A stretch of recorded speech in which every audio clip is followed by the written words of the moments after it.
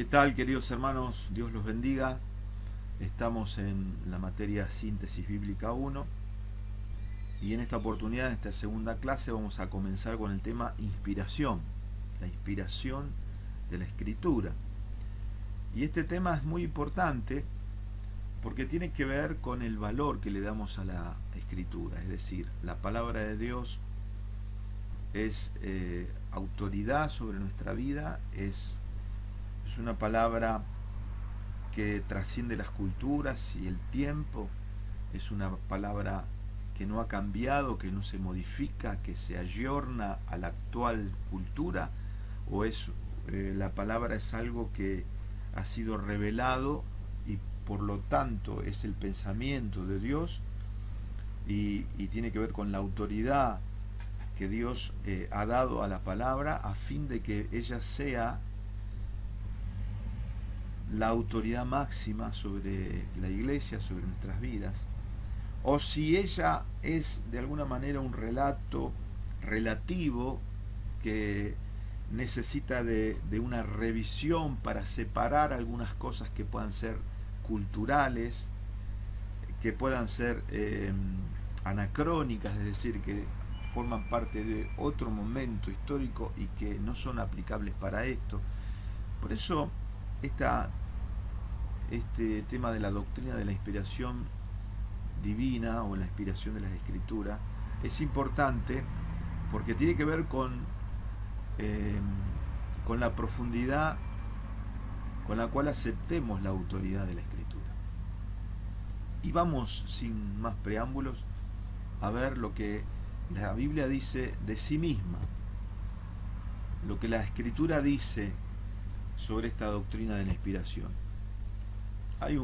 Esta es una definición que es muy importante tenerla en cuenta porque las definiciones son el trabajo progresivo y académico y de muchas personas que han estado orando, buscando y tratando de hacer una definición lo más precisa posible. Y la inspiración, la doctrina de la inspiración tiene que ver con la palabra que viene inspirare, viene del verbo latino que significa respirar en o insuflar.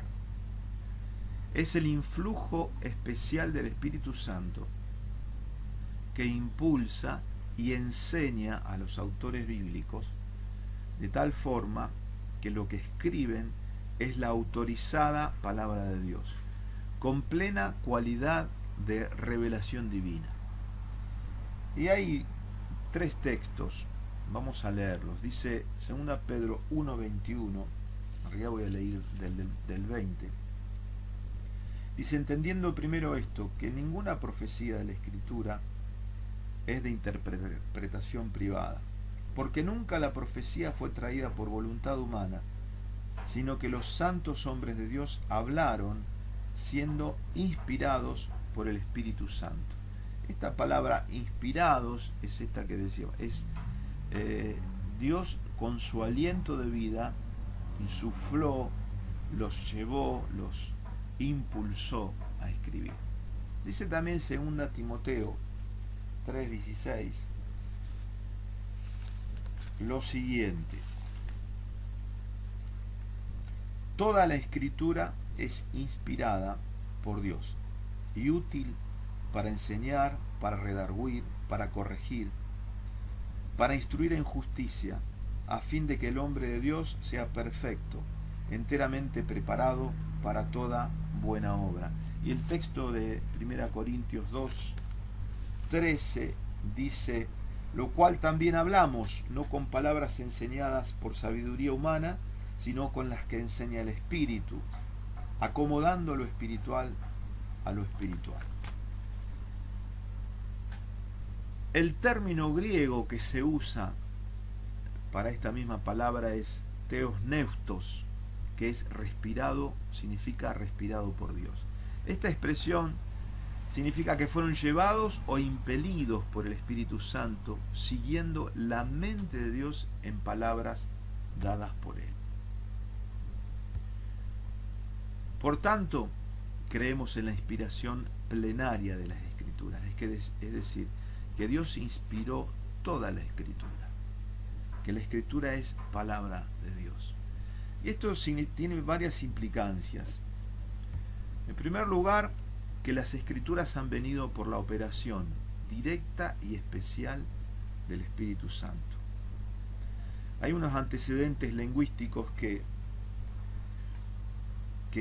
queremos recordar, que el concepto metafórico, o sea, cuando hablamos de respirado por Dios, la inspiración de Dios, el soplo divino, es una metáfora. Y esta metáfora tiene que ver con que las Escrituras han sido sopladas, han sido inspiradas por el Espíritu Santo, ¿no? Es decir, Dios ha hablado al hombre. Fíjense la cantidad de veces que la Biblia utiliza esta metáfora del soplo de Dios. Por ejemplo, cuando Dios crea al hombre, allí en Génesis 2:7 dice que sopló vida en el barro que había formado y fue el hombre un alma viviente. También dice en Salmo 33:6 que el soplo de Dios creó los cielos y la tierra. Dice también la inspiración del Omnipotente da entendimiento a la persona, como dice Job 32:8. Que una suave brisa o un huracán pueden llegar a ser el viento de Jehová, como en Isaías 40:7. El nuevo nacimiento, ya hablando en el Nuevo Testamento, ¿no? El nuevo nacimiento viene por el soplo del Espíritu, en Juan 3:3-8, o también en Ezequiel capítulo 37, 5-7. Los dones del Espíritu también, y pensemos también que cuando la iglesia fue llena del Espíritu Santo vino como un viento recio, es decir, neuma, que es la palabra griega para hablar del Espíritu, es como significa viento, aire. Entonces esta es una metáfora para poder darnos a nosotros un entendimiento de alguna analogía conocida por nosotros de cosas espirituales que son difíciles y quizás hasta imposibles de explicar. Entonces, la inspiración significa que Dios, el Espíritu Santo, operó de manera directa y especial sobre los hombres de Dios. Como inspiradas por el soplo que imparte vida, son vivas y vivificadoras. Dice Hebreos capítulo 4:12, porque la palabra de Dios es viva y eficaz, y más cortante que espada de 2 filos, y penetra, y divide, y discierne, ¿no? Está hablando que es viva, eficaz y cortante. Y también en 1 Pedro capítulo 1, estamos en el versículo 23-25, dice: siendo renacidos no de simiente corruptible, sino de incorruptible, por la palabra de Dios que vive y permanece para siempre. Porque toda carne es como hierba, y toda la gloria del hombre como flor de la hierba. La hierba se seca y la flor se cae, mas la palabra del Señor permanece para siempre. Y esta es la palabra que por el Evangelio os ha sido anunciada. Y fíjense que dice Pedro que hemos sido renacidos, es decir, el nuevo nacimiento viene por medio de la semilla no corruptible que es la palabra de Dios. Entonces habla de que la palabra de Dios tiene poder porque ha sido inspirada por Él. Entonces, como inspiradas y vivas, son dinámicas, es decir, tienen poder. Hay un obrar de Dios a través de la palabra, y este obrar es activo, es creador.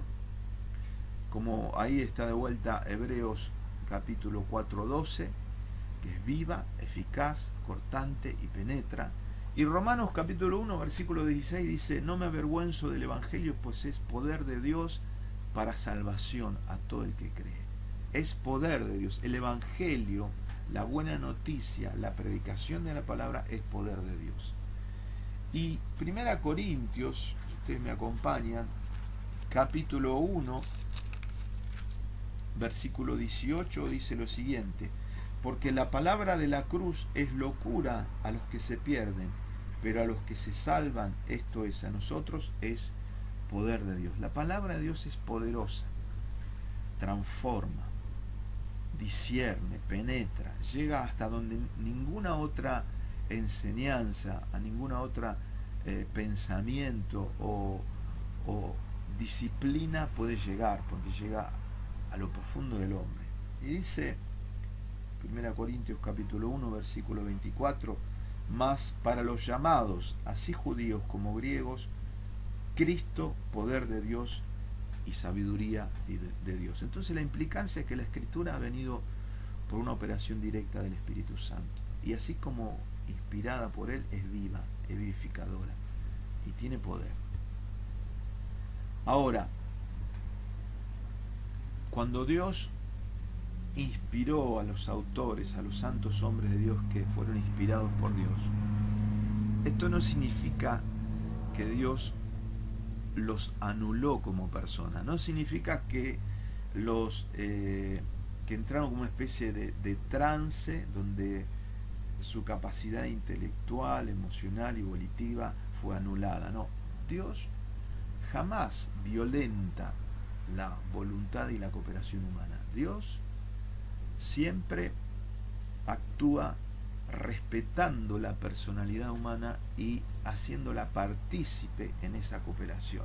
Es decir, que Dios haya inspirado con su soplo, con su aliento de vida la Escritura, no significa que haya bloqueado la libertad o haya anulado la personalidad humana, sino que los hombres somos llamados a cooperar con Dios.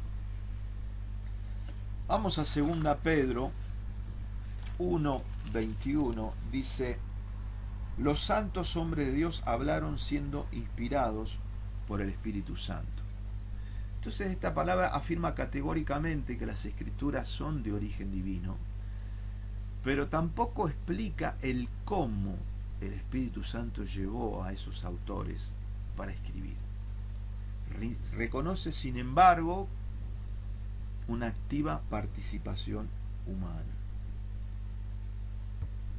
Segundo lugar, el espíritu profético mueve y guía a las personas santas, quienes a través de la libre participación y cooperación participan con sus capacidades de ciertas cosas.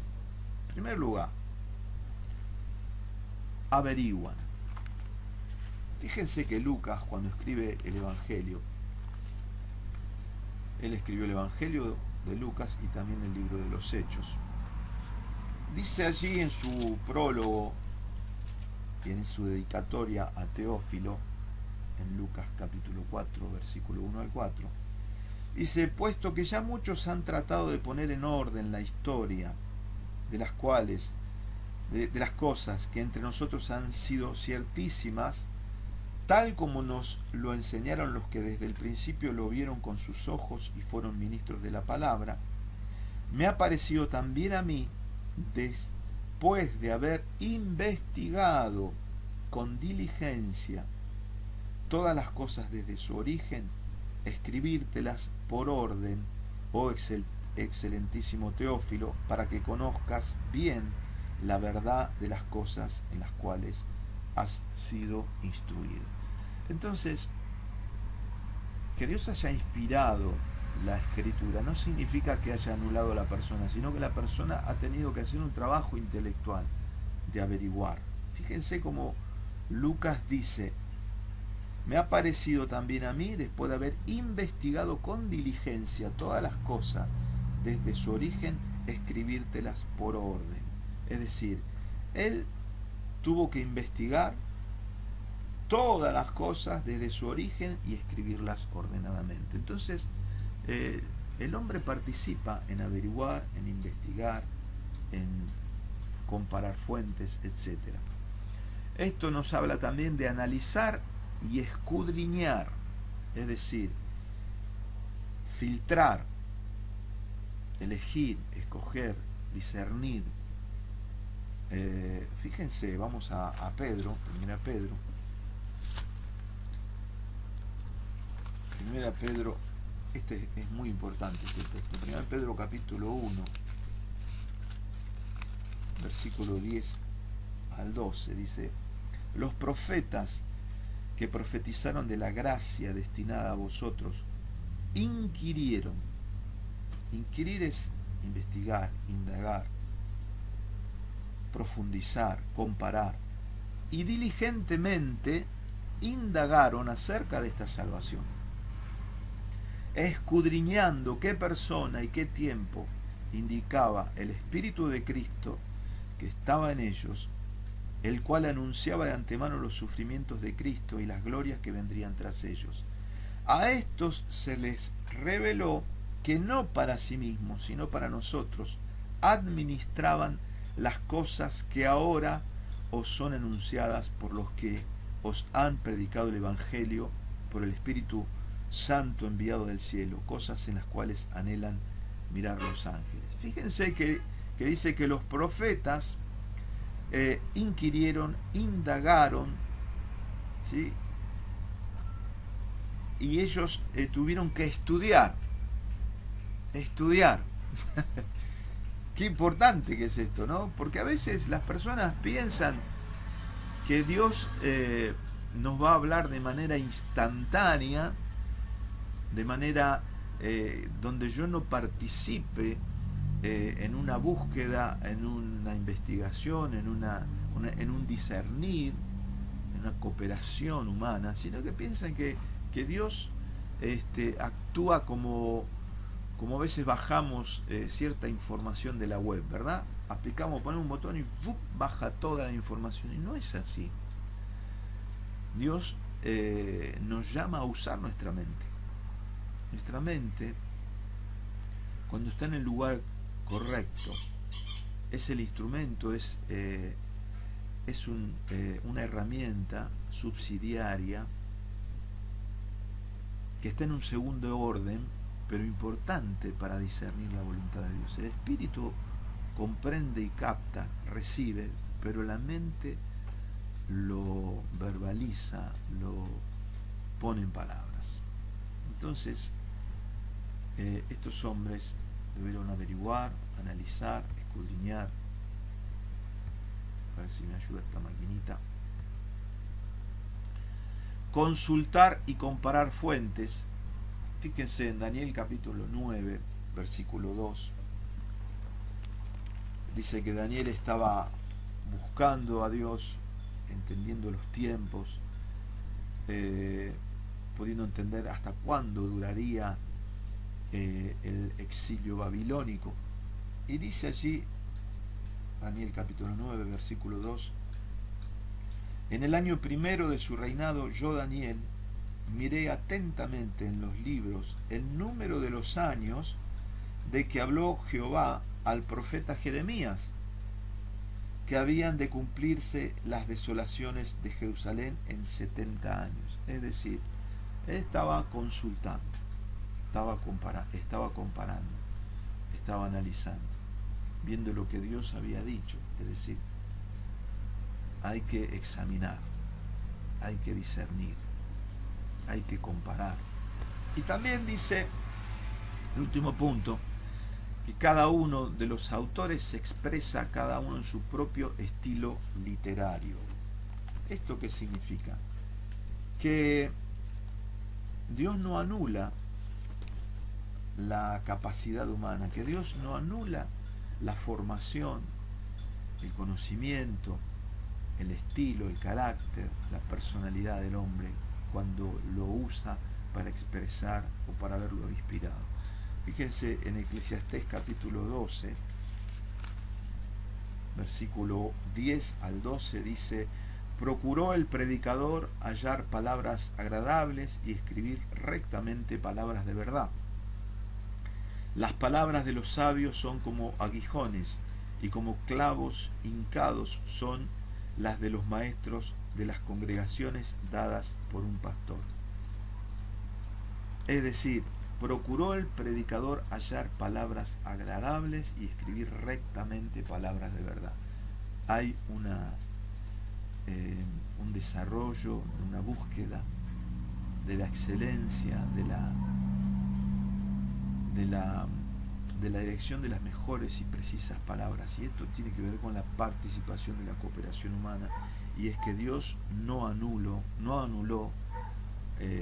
la voluntad humana y la cooperación humana en esta revelación.